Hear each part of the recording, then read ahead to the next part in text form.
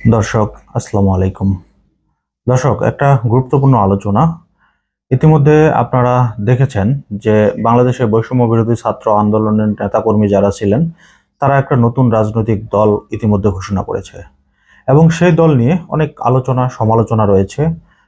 বিশেষ করে আলোচনায় এসেছে তাদের অর্থের যে যোগান এটা কিভাবে আসছে এবং রূপায়ণ টাওয়ারে তাদের অফিস, এই অফিসের ব্যয় তারা কিভাবে বহন করছেন, এরকম অনেক আলোচনা সমালোচনা তাদের রয়েছে।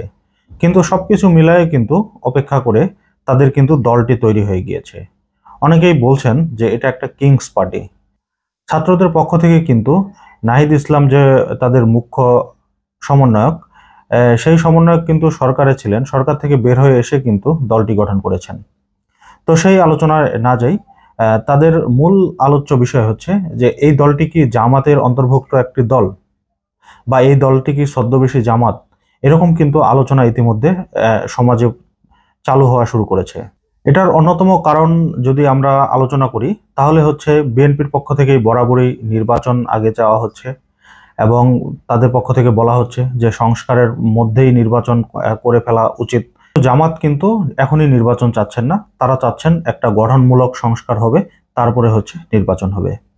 তো ছাত্রদের পক্ষ থেকেও কিন্তু এরকম আলোচনা এসেছে যে শেখ হাসিনার আগে বিচার হবে এবং জুলাই আগস্ট হত্যাকাণ্ডে যারা জড়িত ছিল তাদের সবার বিচার হবে, তারপরে হবে নির্বাচন। এছাড়াও আরো কিছু কারণ রয়েছে, যেমন ছাত্ররা তাদের যে নেতাকর্মী যারা রয়েছেন তারা কিন্তু সবাই ইয়ং জেনারেশন, তাদের মধ্যে কিন্তু কোনো মুরব্বি নেই।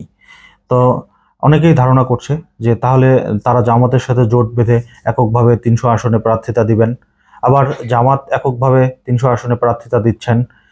এই ব্যাপারগুলো কিন্তু জনমনে কিন্তু একটা প্রশ্ন তৈরি করেছে। এবং বিশেষ করে বিএনপি যেহেতু এখন বাংলাদেশের রাজনীতিতে সব থেকে গুরুত্বপূর্ণ দল, আওয়ামী লীগ যেহেতু মাঠে নেই, তারা সবাই পলাতক রয়েছে, নির্বাচন করতে পারবেন কিনা এটা নিয়েও সন্দেহান। সেজন্য মূলত বিএনপির সাথে জামাতের প্রতিনিয়তই কিন্তু দ্বন্দ্ব লেগে রয়েছে। পাশাপাশি কিন্তু ছাত্রদের সাথেও কিন্তু বিএনপির দ্বন্দ্ব লেগে রয়েছে প্রতিনিয়ত।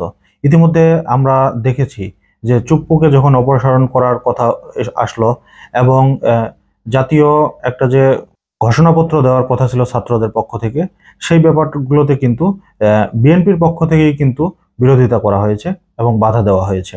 কিন্তু ছাত্রদের এই আলোচনা সমালোচনায় কিন্তু তারা কখনোই যাচ্ছেন না। তাই অনেকেই মনে করছেন ছাত্রদের এই দলটি মূলত হচ্ছে জামাতে ইসলামের বি টিম বা ছদ্মবেশী জামাত। তবে ছাত্রদের পক্ষ থেকেই কিন্তু বরাবরই বলা হচ্ছে তারা কারো সাথে কোনো জোটে অংশগ্রহণ করবে না এবং তারা কারো অধীনে থাকবে না। তারা একটি মধ্যমপন্থী দল, তারা বাংলাদেশের 300 আসনেই প্রার্থিতা দিবেন এবং 300 আসনেই তাদের লোকবল নিয়োগ করবেন। কিন্তু রাজনৈতিক দল এবং রাজনৈতিক বিশ্লেষক যারা রয়েছে তারা কিন্তু সবসময় এই ভিন্ন কথা বলছেন।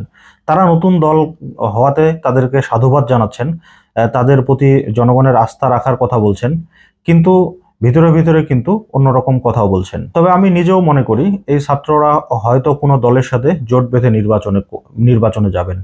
বিএনপির সাথে হয়তো জোটে যাবেন না, তাহলে বাকি থাকলো জামাত বা চরমোনাই। তো এই দুই দলের কারোর সাথে জোট বেঁধে তারা নির্বাচনে যেতে পারেন বলে এটা আমার ধারণা। এখন তাদের রাজনৈতিক পরিক্রমা কি, তাদের রাজনৈতিক মতাদর্শ কি, এই ব্যাপারগুলো হয়তো সামনে স্পষ্ট উঠে আসবে। তবে এখনই তাদেরকে জামাতের বি টিম বা তারা জামাতের হয়ে নির্বাচন করবে বা জামাতের সাথে জোট বেঁধে নির্বাচন করবে, যেহেতু এখন পর্যন্ত এরকম কোনো কিছু শোনা যায়নি, সেহেতু তাদেরকে তাদের রাজনৈতিক পরিক্রমা, তাদের রাজনৈতিক কার্যক্রম ঠিকঠাকভাবে পালিত হতে দেওয়া উচিত। সর্বশেষ পরিস্থিতি বোঝা যাবে যে তাদের উদ্দেশ্য কি বা তারা কাদের সাথে জোট বাঁধেন। তো দর্শক, আজকের মতো এই পর্যন্তই। আল্লাহ হাফেজ।